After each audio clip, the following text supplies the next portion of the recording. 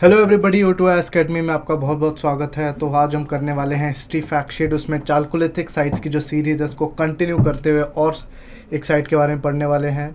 सो बिना time waste किए हम स्टार्ट करते हैं। सो आज जिस इंपॉर्टेंट साइट के बारे में पढ़ने वाले हैं डैट इज़ नवदा तोली, जो कि मध्य प्रदेश के नीमा डिस्ट्रिक्ट में पड़ती है, जिसको खारगोन डिस्ट्रिक्ट भी कहते हैं। और जैसे अगर हम अगर बात करें पहले चालकोलिथिक साइट्स की, हमने काफ़ी बात की है। तो ये आप देख सकते हैं यहाँ पे वेस्टर्न मध्य प्रदेश में पड़ता है, इसको हम मालवा रीजन भी कह देते हैं। और जो हमने पहले कायद साइट के बारे में पढ़ा था वो भी इसी रीजन में पड़ता है। अगर हम इस साइट की बात करें तो ये मालवा जो कल्चर है उसको बिलोंग करती है। उसकी सबसे इंपॉर्टेंट साइट है डैट इज़ नवदा तोली, जो कि नीमा डिस्ट्रिक्ट मध्य प्रदेश में लोकेटेड है। इसी डिस्ट्रिक्ट को हम खारगोन डिस्ट्रिक्ट भी कह देते हैं, खारगोन डिस्ट्रिक्ट, जहाँ पे और भी काफ़ी इंपॉर्टेंट साइट्स हैं, लेकिन सबसे इंपॉर्टेंट इसमें नवदा तोली ही है। ये सदर्न बैंक ऑफ नर्मदा पे लोकेटेड है। सदर्न बैंक, जो कि हिस्ट्री ऑप्शनल के पर्सपेक्टिव से देखें और इवन जीएस के पर्सपेक्टिव से देखें तो काफ़ी इंपॉर्टेंट एक इन्फॉर्मेशन है कि कौन से रिवर के बैंक्स पे साइट बसी हुई है। और इसको एक्सकवेट करने वाले थे HD संकालिया, जिन्होंने इस एरिया में काफ़ी प्रोमिनेंट एक्सकवेशंस की हैं 1960s के अराउंड। और इसके साथ ही जो धवालेकर जी थे उन्होंने भी यहाँ पे काफ़ी फाइंडिंग्स के बारे में पता किया है।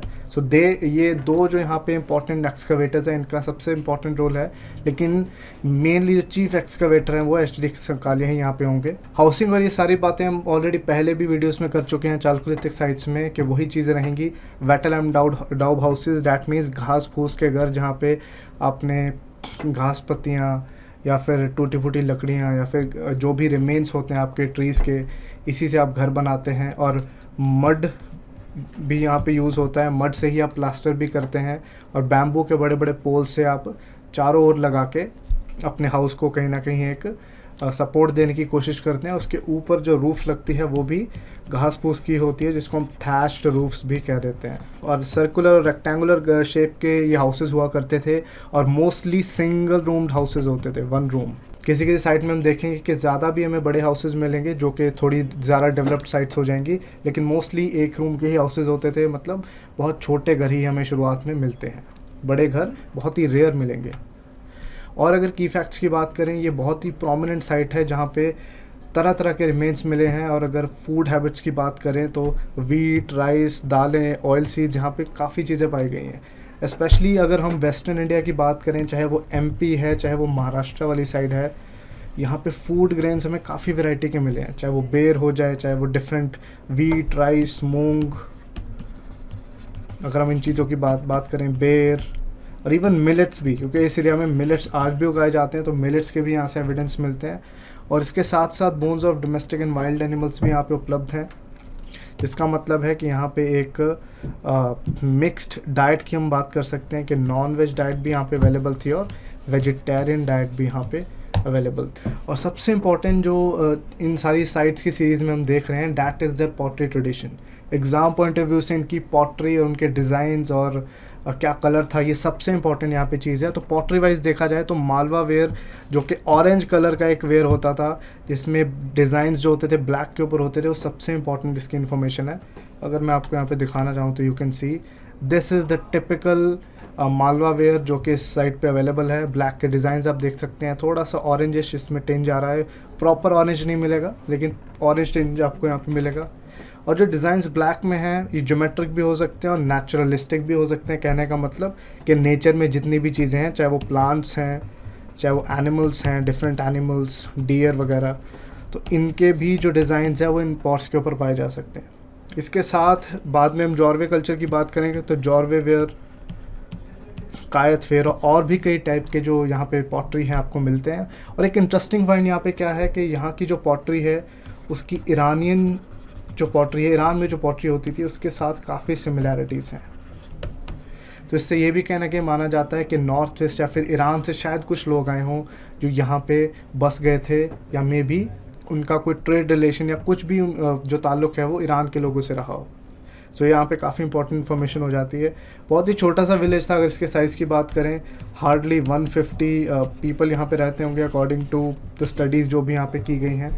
और अगर इंपॉर्टेंट इन्फॉर्मेशन की बात करें तो माइक्रोलिथ्स यहाँ पे फाउंड किए गए हैं, जो कि चालकोलिथिक या फिर नियोलिथिक में तकरीबन हमें मिल जाते हैं भले वो ल्यूनेट्स हों, ट्रपीजेस हों, डिफरेंट डिफरेंट साइज़ के छोटे छोटे जो पत्थर हैं जो हमने पहले भी करे हैं, जो कि कोई बड़ी बात नहीं यहाँ पे मिलते हैं। सिंस ये चालकोलिथिक साइट है तो कॉपर की चीज़ें तो यहाँ पे मिलेंगी ही। कॉपर की एक्सेस जो कि आप कह सकते हैं कि किलिंग के या फिर चीज़ें खोदने के काम आ सकती हैं। फैशन सेंस यहाँ पे डेवलप होना शुरू हो गया था। हमने पहले भी बीड्स और माइक्रो बीड्स और सेमी प्रीशियस स्टोन्स की बात करी है, तो बैंगल्स और बाकी चीज़ें यहाँ पे अवेलेबल होनी शुरू हो जाती हैं। फिश हुक्स यहाँ पे मिलती हैं। डैट मीन्स के फ़िशिंग एज एन ऑक्यूपेशन भी कहीं ना कहीं यहाँ पे प्रोमिनेंट है इस टाइम पे। और यहाँ पे एक डेवलपमेंट हमें क्या देखने को मिलती है कि टिन और लेड जो है उसके साथ कॉपर को मिक्स किया जाता है। तो डैट मीन्स जो टेक्नोलॉजिकल एडवांसमेंट है वो हमें यहाँ पे ज़्यादा दिख रही है, टेक्नोलॉजिकल एडवांसमेंट। और इस साइट की अगर हम सेटलमेंट की बात करें कि टाइमलाइन क्या है, वो 2000 से लगभग 1400 BC के आसपास आपको मिलती है। अगेन इसकी जो थोड़ी बहुत जो हम कह सकते हैं कि ओवरलैपिंग है वो हड़प्पन कल्चर के साथ होती है। So it is very much possible कि इनके साथ इनके ट्रेड या फिर कल्चरल रिलेशंस रहे हों, may be people to people exchange type कुछ रहा हो, ये जानते हो एक दूसरे से। बट डेफिनेटली उस लेवल की डेवलपमेंट इस नवदतोली साइट में तो डेफिनेटली नहीं थी। सबसे इंपॉर्टेंट इन्फॉर्मेशन बिसाइड्स पॉटरी यहाँ पे क्या है, जो एक रिलीजियस एस्पेक्ट हमें यहाँ पे देखने को मिल रहा है। डैट इज़ कि एक पॉट पे हमें यहाँ पे क्या मिला है, एक जार जैसे पॉट की बात करते हैं कि वहाँ पे एक फ़ीमेल का और एक लिजर्ड का एक हमें ड्राइंग मिलता है, जिसके बीच में एक मंदिर की तरह एक या फिर श्राइन की तरह कुछ बना हुआ दिखता है। तो यहाँ से एक्सकावेटर्स ने अंदाज़ा लगाया कि शायद एक फ़ीमेल या फिर यहाँ पे एलिगेटर, इस लिजर्ड से या छिपकली से उन्होंने एलिगेटर को समझा कि एलिगेटर की मे बी कोई देवी या फिर एलिगेटर गॉडेस का यहाँ पे कोई कल्ट होगा उस टाइम पे। ये बहुत ही इंटरेस्टिंग यहाँ पे फाइंड है कि मे बी यहाँ पे जो रिलीजियस कल्ट था वो बहुत ही एक डिफरेंट टाइप का था। यहाँ पे एक डिफरेंट कोई देवी देवता को पूजते होंगे जिसका संबंध किसी छिपकली या फिर किसी एलिगेटर से हो। सो एलिगेटर गॉडेस है समथिंग जिसका कोई भी रिलीजियस सिग्निफिकेंस हो वो यहाँ पे हो सकता है। और एक घर में एक कुंड जैसा भी मिला है, जैसे हवन के लिए कुंड होते हैं, तो उसके साथ अंदाज़ा लगाया गया कि मे बी फायर वर्शिप जैसा भी कुछ यहाँ पे होता हो। सो ये काफ़ी इंपॉर्टेंट इन्फॉर्मेशन है जो कि स्पेशली इस साइट से आती है। और नवदतोली में जैसे हमने बात की पॉटरी की और रिलीजियस एस्पेक्ट की, तो ये चीज़ें हैं जो हमें और जगह देखने को नहीं मिलती हैं। तो ये चीज़ों को डेफिनेटली यहाँ पे नोट करना है आपने एग्ज़ाम पॉइंट ऑफ व्यू से, स्पेशली अगर आप हिस्ट्री ऑप्शनल के हैं।